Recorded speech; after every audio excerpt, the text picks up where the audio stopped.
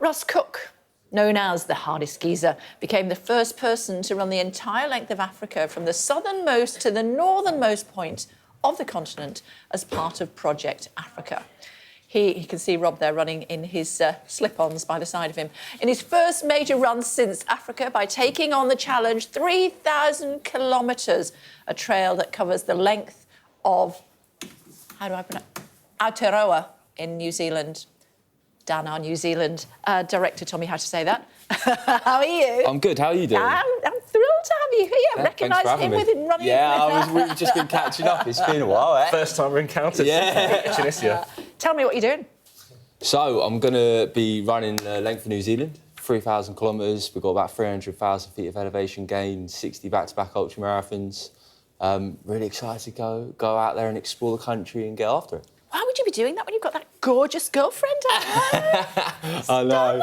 I know. She is.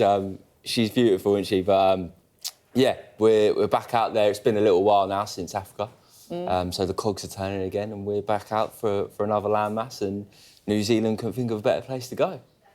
I mean, you must have seen your life changed since then. Yeah. How can you walk around the street? You've been recognised the whole time. Yeah, I mean, I think the beard and the hair is bright ginger. It's a bit of a giveaway, isn't it? But I do get recognised a bit more than I used to. To be fair, things have changed a little bit. I mean, so many people mention that final day because we provided the only all-day coverage on Sky News. Running with you at the start, interviewing at the start, then live from a van in the field, then right at the end when I was alongside. When did you realise I sort of gate crashed some of those pictures accidentally? Oh, I was trying to look at this! It's actually unreal. Can we lose the strap and then we can see the footwear he's got on? It's on the rocky terrain. They were boots.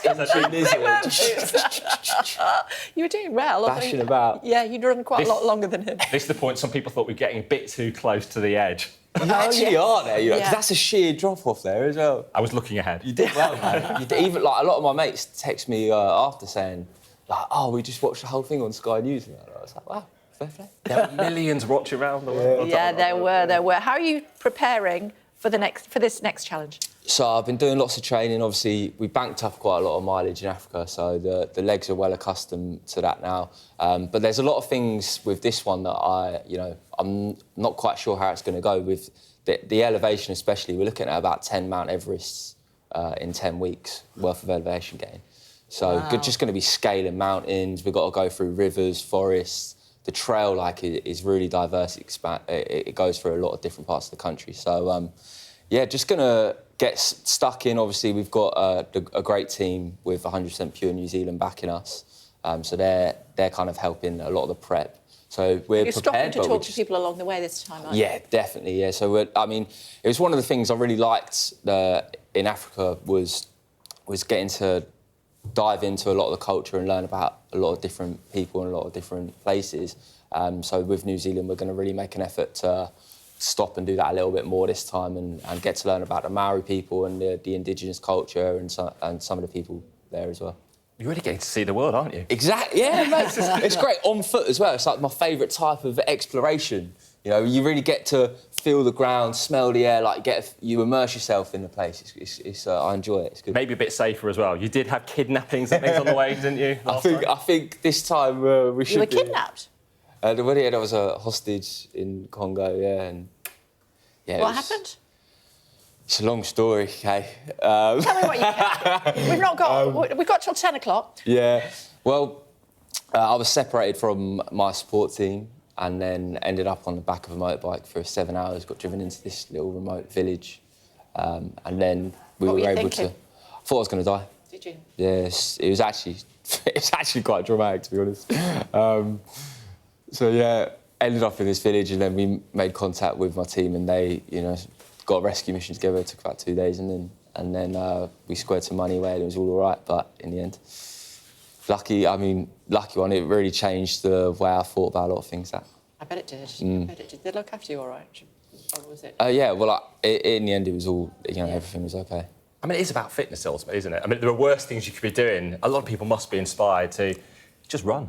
Well, that's a huge part of what we're trying to do now as well is, inspire and empower people to take on the adventure of their life in whatever way that looks like. And a lot of people, that's fitness or getting into their running, or maybe they're taking on a new business or something like that. But, that's a huge part of it all. How long is it going to take you? looking at about 10 weeks, I think. But it's hard to really tell it depends how the trail will go.